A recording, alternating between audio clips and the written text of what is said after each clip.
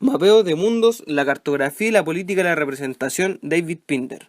Los mapas son vistos con frecuencia como declaraciones fácticas que son esencialmente neutras, objetivas y por encima de las preocupaciones políticas y materiales.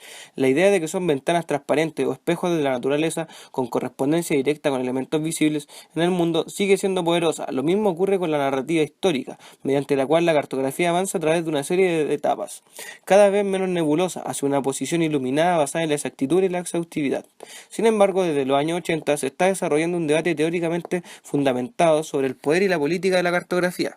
Esto ha cuestionado la ilusión de la objetividad cartográfica, analizando críticamente los mapas como medios de representación. Lo central de este movimiento ha sido el reconocimiento de que los mapas son artefactos socialmente construidos, que pueden ser analizados en términos de las opiniones, valores y propósitos que encarnan y promueven. Del mismo modo, las prácticas de cartografía no son universales y desinteresadas, sino que, como todas las formas de representación, son conocimientos parciales y situados, expresados en preocupaciones, prioridades y posiciones particulares. Por lo tanto, la cartografía se entiende, junto con otras prácticas geográficas, como mundanas, en el sentido de estar en y parte del mundo.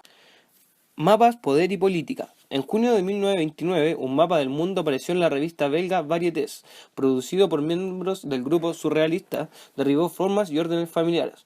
Los mapas son, por lo tanto, productos sociales, ofreciendo perspectivas particulares sobre el mundo. También promueven intereses y maneras de ver. Una vez aceptados en circulación, pueden tener efectos de influir en cómo el mundo se entiende y se constituye. Pueden ayudar a legitimar ciertas condiciones y formas de ver, por ejemplo, naturalizando los arreglos de los derechos de propiedad, o trazando los límites a los territorios de partición, o inscribiendo nombres de lugares para hacer legible un espacio previamente visto como desorientado o por un colonizador de poder. Por consiguiente, la interpretación implica descodificar ese lenguaje en términos de los códigos, signos, reglas y convenciones visibles y ocultos a través de las cuales se construyen los mapas. No es un caso de intentar exponer cómo los mapas son de alguna manera incorrectos o falsos. Tal postura supone que es posible producir una imagen sin valor que deja un mundo externo sin distorsión. Interpretar mapas como textos. Un primer paso clave consiste en situar mapas dentro de sus contextos. Esto puede entenderse de tres maneras. Primero está el contexto de la autoría. Por ejemplo, quién lo hizo y cuáles fueron sus posiciones y circunstancias.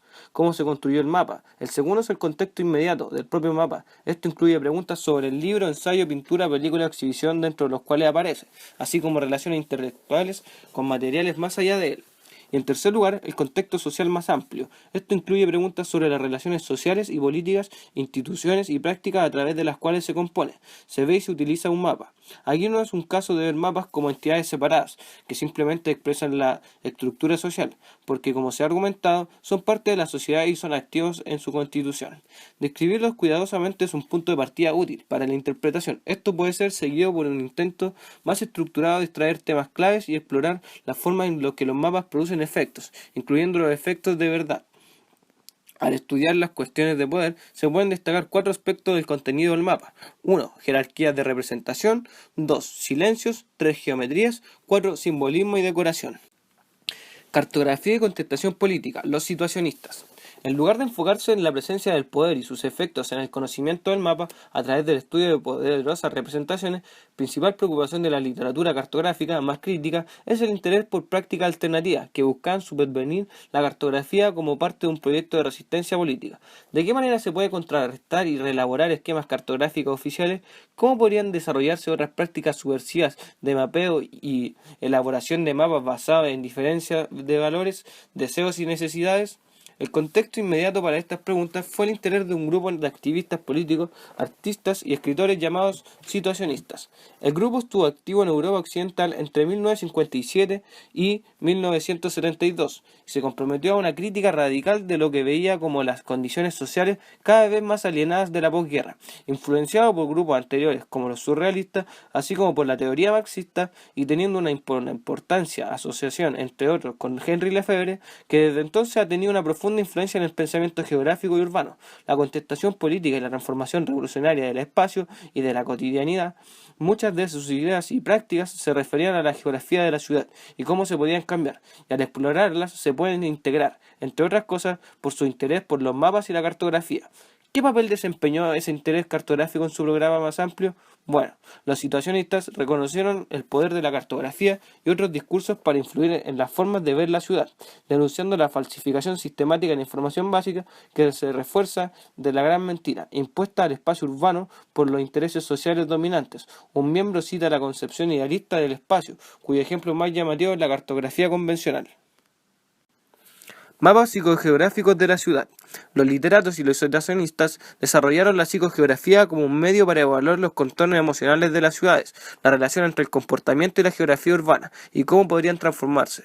Se trata de vagabundear por las calles en lo que llaman derivas, y combinar un espíritu lúdico y libre con la política radical, al utilizar el término inclinaciones psicogeográficas. Respecto a los argumentos sobre los mapas psicogeográficos, se centran en cómo contrarrestar la naturaleza disociada y desincorporada de las cartografías ortodoxas y cómo abordar la interacción entre las personas y la ciudad. A través de movimientos y actividades en la ciudad, se enuncian áreas particulares y aparecen en los mapas como islas de tejido urbano. Otros son evitados o pasados sin ser reconocidos o registrados, y así aparecen desaparecer. En relación con el último punto, es instructivo recordar el énfasis de entender a los silencios en los mapas como partes constitutivas de su lenguaje. Los mapas demuestran así algo de la interdependencia, del comportamiento y del espíritu urbano, y de las formas en que los espacios urbanos se constituyen a través de dimensiones sociales, subjetivas y psicológicas. De esta forma, difieren mucho de proyectos de mapeo comunitario, que buscan registrarse y representar las opiniones de las personas en vecindarios particulares.